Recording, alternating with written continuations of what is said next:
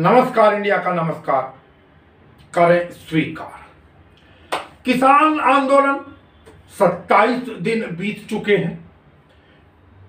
समझ नहीं आ रहा राजनीति क्या चाहती है, सत्ता पक्ष क्या चाहता है। एक तरफ सरकार बार बार कहती है कि जी हम किसानों को प्रस्ताव भेज रहे हैं कि वो आए, बातचीत करें, समस्या का निदान हो, और दूसरी तरफ जो किसान संगठन है वो अपनी सीधी सीधी एक ही बात पर अड़े हुए हैं, ना इधर की ना उधर की, सिर्फ एक सूत्री कार्यक्रम, वो कि भाई पुराने कानून रद्द हो और नया कानून बने।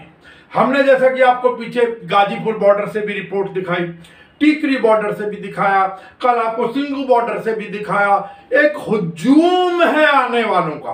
हालांकि कई चैनल अपने आप को या गाहे बगाहे ये बताने की कोशिश कर रहे हैं कि जी यहां पर तो भीड़ घट रही है, जबकि आप वास्तविकता में वहां आकर देखिए, आपको भीड़ अभी लगता है कि शायद हुजूम और कई किलोमीटर आगे तक। और उसके अंदर जैसे हमने बताया सेवा भाव, जो लंगर चल रहे हैं, आप कुछ भी कहिए, फॉरेन फंडिंग हो रही है, खालिस्तानी है, देश विरोधी है। अरे हमने खूब वो देखा, वहां पर लोग खा रहे हैं, बिल्कुल उनकी क्षमता है कि वो दूध भी बांट रहे हैं, उनकी हिम्मत है कि वो काजू भी खिला रहे हैं, उनकी हिम्मत है कि पूरी सुबह से लेकर और रात तक भोजन चलता रहता है। और उसकी सबसे बड़ी चीज, केवल भोजन सिर्फ आंदोलनकारी किसान नहीं खा रहे हैं, बल्कि मैंने खुद देखा, हमने कल, कि सिंगू बॉर्डर के ऊपर जो आसपास की कॉलोनी के रहने वाले लोग हैं, जो मजदूर तबका है विशेष रूप से, मैं उनकी बात कर रहा हूं, वो सब लोग वहां पर जुटे हुए हैं। बस हर आदमी शीश नवा रहा है, हर आदमी एक दूसरे की तारीफ कर रहा है, किसानों की तारीफ कर रहा है। अगर नहीं कर रहे हैं तो वो मात्र सत्ता पक्ष दिखावे के लिए टीवी चैनल पर आते हैं, कभी कभी कहते हैं नहीं किसान है, भगवान है, अन्नदाता है, आदि आदि। लेकिन दूसरी तरफ आज उसी का एक स्वरूप और देखने को मिला। एक वीडियो और जारी हुई, जो सांसद है भारतीय जनता पार्टी के दिल्ली से, रमेश बिधूड़ी जी, उनकी एक वीडियो आ रही है जिसके अंदर वो कह रहे हैं अरे ये किसान तो, ये तो ठाली है, ये ठलवे हैं, ठलवे पड़े हैं। ठाली का मतलब जो ये क्षेत्र होता है दिल्ली के आसपास, एनसीआर रीजन जो है, वहां पर ठाली का मतलब जो बिल्कुल खाली है, जिसके पास कोई काम नहीं, ठलवे पड़े हुए यहाँ पर खा रहे हैं। फंडिंग फॉरेन से आ रही है, चीन से, कनाडा से, जहां से भी, पाकिस्तान से, जहां से बता दें। क्या ये भाषा है?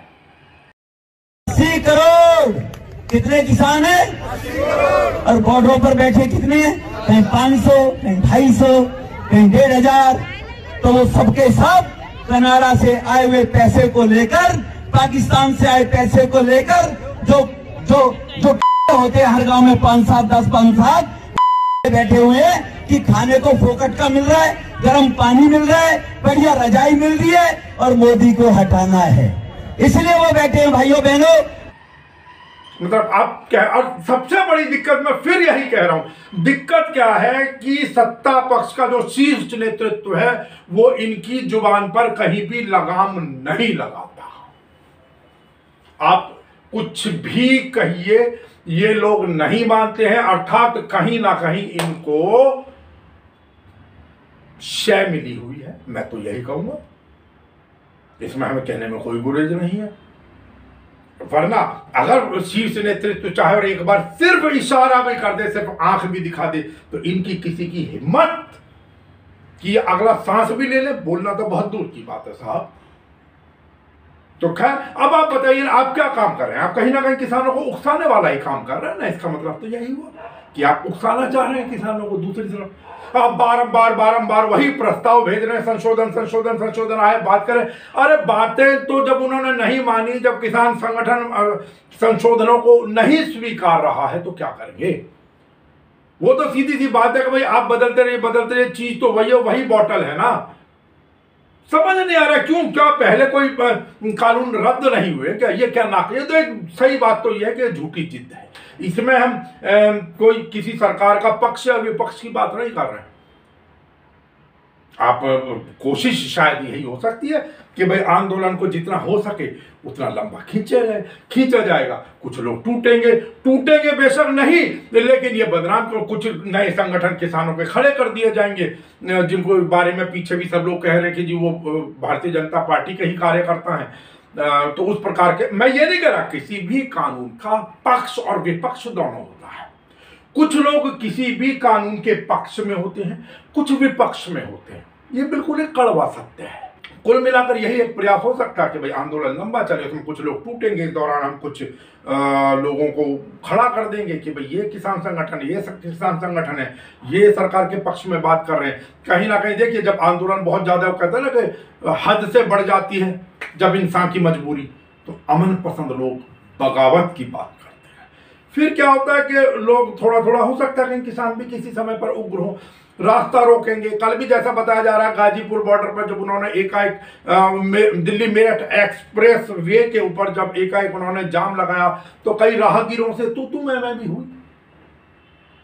तो अब नेचुरली तो इसका मतलब तो कहीं ना कहीं सरकार जब समाधान नहीं खोज रही है, सरकार वही चीज बारंबार अगर वही रिपीट कर रही है, और नेचुरल सी चीज है, फिर किसान बारंबार उसको नकारेगा ही। आप सिर्फ ये दिखाना चाहते हैं कि देखिए जी हम तो प्रस्ताव भेज रहे हैं, किसान आ नहीं रहा। अरे भाई, जब बार वही चीज आप दे रहे हैं तो कहां से वो लोग आएंगे?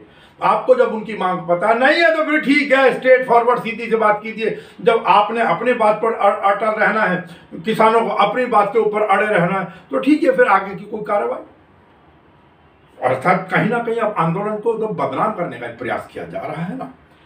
तो मैं फिर ये चाहूंगा कि इस प्रकार की भाषाओं के ऊपर लगाम लगाई जाए तो ज्यादा बेहतर रहेगा। अब इससे आगे चलते हुए मैं एक चर्चा करना चाहूंगा दिल्ली के रूप में, विशेष रूप से, हालांकि राष्ट्रीय स्तर पर है, कि अब जो वाहन मालिक हैं, जो गाड़ी वाले लोग हैं, उनको नई एक नंबर प्लेट लगानी पड़ रही है, HSRP जिसका नाम दिया जा रहा, हाई सिक्योरिटी रजिस्ट्रेशन प्लेट। अब उसमें मैं ये भी बता दूं, क्योंकि कम से कम मैं दिल्ली की बात कर रहा हूं, दिल्ली के अंदर सरकार ने पहले जैसे मास्क का मसला उठा, वो खाने पीने का धंधा छोड़ दिया लोगों को, अपने दिल्ली सरकार की टीम ने छोड़ दिया कि बजाइए चालान काटिए, लोगों से बहस कीजिए, इतना ये है वो है। अब उसी प्रकार ये HSRP का और इसका फाइन भी, अगर आपकी नंबर प्लेट इनके मुताबिक नहीं है, जो ये नई नंबर प्लेट की बात कर रहे हैं, तो 5,500 रुपए का फाइन है। और उसके साथ साथ एक स्टिकर भी आपको लगाना है, उसका 5,500 का अलग फाइन, और उस स्टिकर में कुछ नहीं है। समझ नहीं आ रहा है कि उस स्टिकर के नाम पर, चलिए नंबर प्लेट आपने दी, वो नंबर प्लेट जिसमें एक होलोग्राम भी लगा हुआ, और मुझे याद है कि 2014 में भी गाड़ियों पर वो लगा होता था। हालांकि अगर जिनके पास वो है जिस पे होलोग्राम, उसमें इंडिया लिखा होता है नंबर प्लेट पर, और नीचे एक नंबर एम्बोस किया होता है, AA कुछ करके, फिर 00118567 जो भी कुछ लिखा होता है, और इसी प्रकार पीछे की नंबर प्लेट पर होता है। हालांकि उनको प्राप्त जानकारी के अनुसार, मैं प्राप्त जानकारी इसलिए कह रहा हूं क्योंकि सरकार ने इसका कोई जागरूकता नहीं चलाई, कोई प्रचार प्रसार नहीं किया, सिर्फ टीम छोड़ दी है कि जाइए और चालान काटिए।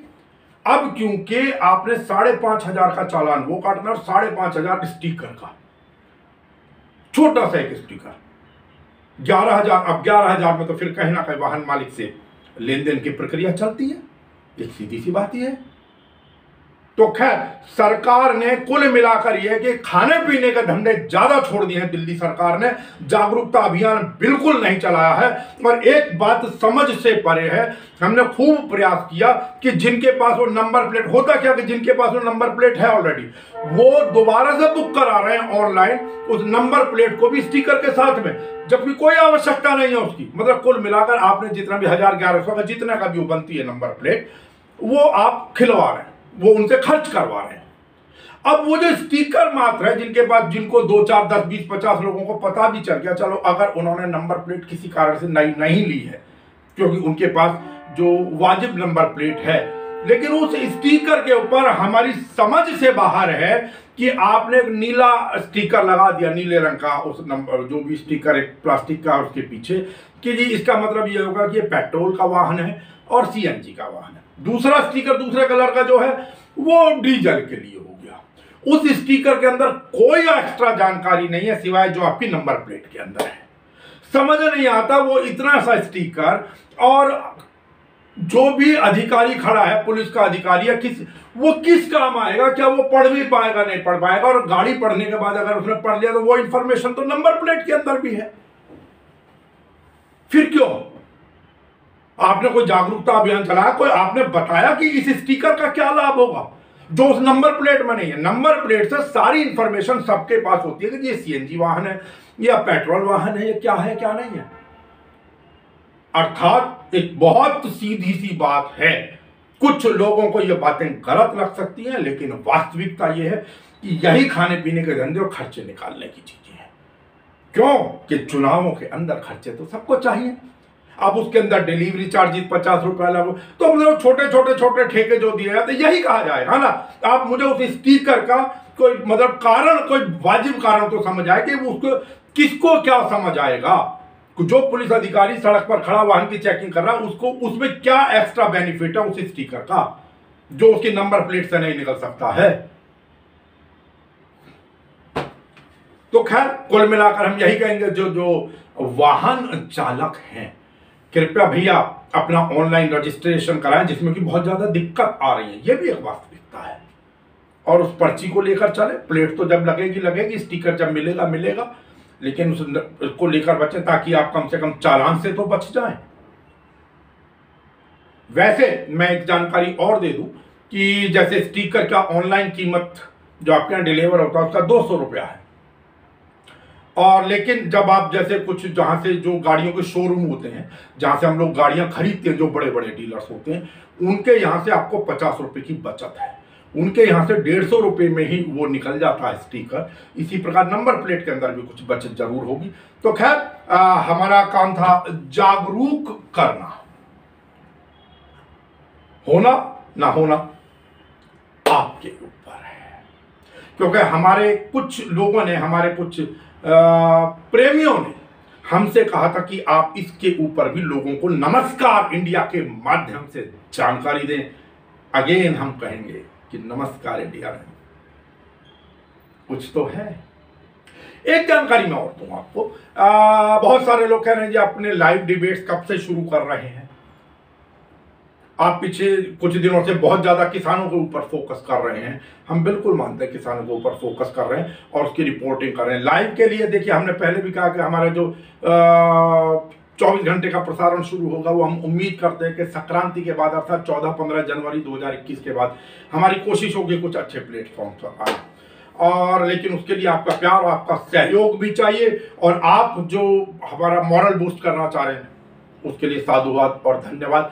एक हम फिर आपसे निवेदन करेंगे कि कृपया करके आप जो भी विज्ञापन और अपने शुभकामना संदेश देना चाहें वो अवश्य दें। और कुछ लोग कहते हैं जी आप छोटा वीडियो होना चाहिए। देखिए हम यूट्यूबर नहीं है खाली, हमारा जो बेस है या जो हमारा अतीत रहा है वो न्यूज चैनल और डिबेट से रहा है, चर्चाएं 1 घंटे की कराने से रहा है। इसलिए हम उस फॉर्मेट को नहीं छोड़ सकते। हम आधा घंटा से ऊपर की हमारी कई बार वीडियो होती है, लेकिन हम लगभग 25-30 मिनट का वीडियो बनाते हैं, क्योंकि हमारा जो बेस है वो समाचार चैनल से संबंधित है और निष्पक्ष रिपोर्टिंग से संबंधित है। बिना पूर्वाग्रह से ग्रस्त हुए हम जानकारी आपके सामने उपलब्ध कराते हैं। हम किसी एक व्यक्ति को, एक संस्था, एक दल या एक जाति को टारगेट करके किसी प्रकार का कोई खाली यूट्यूबर की तरह वो चैनल नहीं बनाना चाहते। यूट्यूबर उनका अपना काम है, इसमें कोई दो राय नहीं, उन्हीं से प्रेरणा मिलती है। एक जानकारी और आ रही है वो ये कि पंजाब के बाद अब हरियाणा में भी जो आड़ती हैं उनको इनकम टैक्स का नोटिस थमाया जा रहा है या इनकम टैक्स की रेड उनके ऊपर की जा रही है, और जिसका हरसिमरत कौर ने विरोध किया है और अब बाकी लोग भी विरोध करने लगे हैं। और ये आड़ती या कुछ वो लोग हैं जो किसान आंदोलन को समर्थन दे रहे हैं।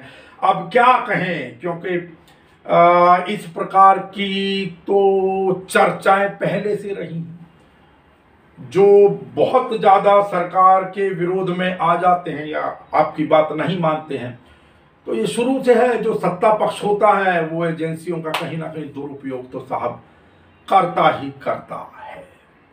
एक वीडियो और हमारे पास आ रही है जिसके अंदर जो उत्तर प्रदेश में वो पुलिस के बारे में बता रहे हैं कि पुलिस उनको डिटेन करके हिरासत में लेकर और वापस छोड़कर आ रही है और उनको नहीं आने दिया जा रहा है आंदोलन के अंदर, बल्कि वो तो यहां तक इल्जाम लगा रहे हैं कि पुलिस ने हमें मारा, बहुत बुरी तरह मारा, आदि आदि।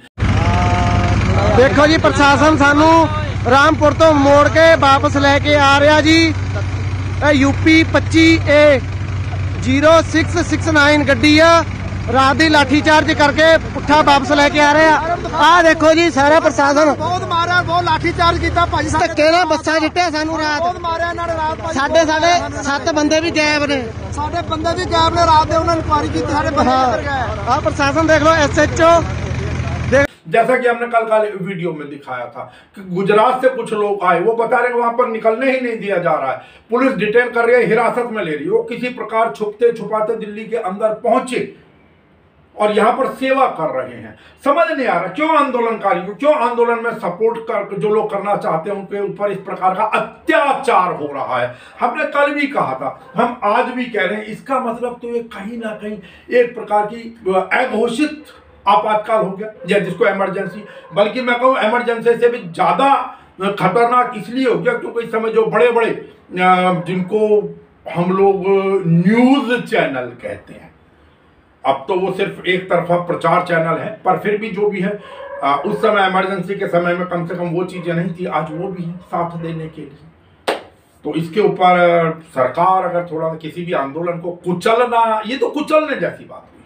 अब एक जानकारी और आपको दें, करीमा बलोच जो कि बलूचिस्तान की जानी मानी राजनीतिक कार्यकर्ता हैं और बलोच स्टूडेंट्स ऑर्गेनाइजेशन की पूर्व अध्यक्ष भी रही, उनका शव कनाडा के टोरंटो में मिला है, जिससे मैं कहूं कि एक प्रकार से बलोच समाज के अंदर एक तरीके का हाहाकार है। और वो हालांकि वहां पर शरणार्थी के रूप में रह रही थी 27 वर्षीय करीमा बलोच। उनके लिए हालांकि सोशल मीडिया पर बहुत ज़्यादा, अभी उनका जो शव है पुलिस की कस्टडी के अंदर है और सोशल मीडिया पर बहुत ज़्यादा मुद्दा इस समय ये गर्म है कि वह, और उनकी जांच की मांग तेज पकड़ रही है, यहाँ तक कि एमनेस्टी इंटरनेशनल भी उनकी जांच करने के लिए कहा है। एक चीज और बता दें कि करीमा बलोच को बीबीसी की तरफ से 100 जो जबरदस्त प्रभावशाली महिलाएं थी सामाजिक स्तर पर, उनके अंदर शुमार किया गया था। खैर, हम उम्मीद करते हैं कि बहुत जल्द कारणों का पता लगेगा, पुलिस जांच में पता लगा पाएगी। लेकिन नमस्कार इंडिया